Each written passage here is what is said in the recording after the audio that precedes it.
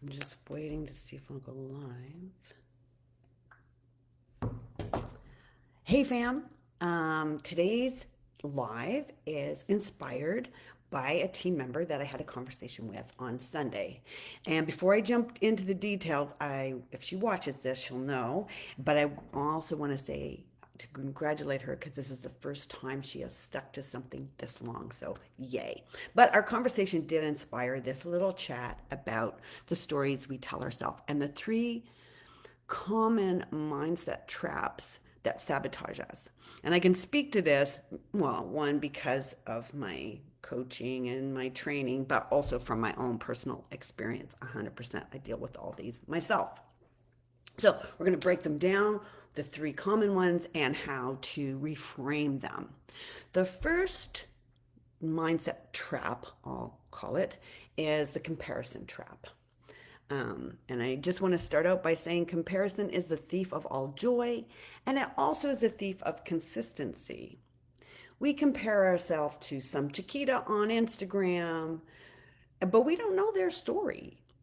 They might be younger. They might have a different stress load, a different hormone profile, a different lifestyle, a different diet history. You guys, every time you lose weight and put it back on, it gets harder to take it off the next time, particularly if you weren't weightlifting the first time you took that weight off.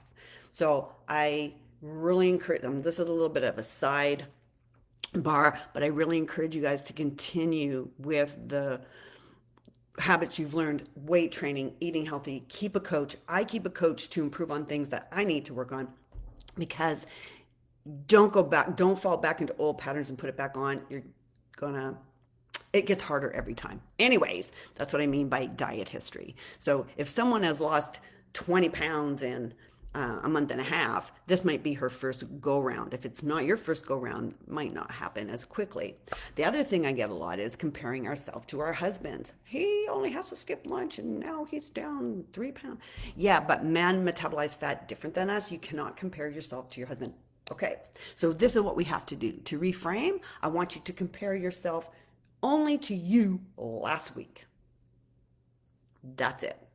Am I better than I was last week? I have to do this in pickleball, y'all, because I look at my friends and I'm like, oh my God, I'm never going to catch up to them. So, I mean, we're all struggling with this stuff. Trap two, perfectionism. I've told you guys before, I'm a recovering perfectionist. But we think we need to be perfect week after week, the perfect workout, the perfect meal plan, the perfect week. But perfectionism leads to anxiety and often paralysis. With me, it doesn't lead to paralysis, but it does lead to anxiety because it's a means of controlling. So, what we need to do is think good enough, done consistently, beats perfect, done never. All right. So, if you're consistent, you'll get there. It does not have to be perfect.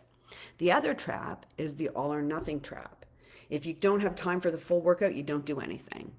If you slip on nutrition a little bit, it turns into a whole day or a week or a month. I had a client and she had gone out on her own and she had lost a ton. She was a big lady and I don't remember how much pounds she lost, but say she went from like a size 16 to a size like 10.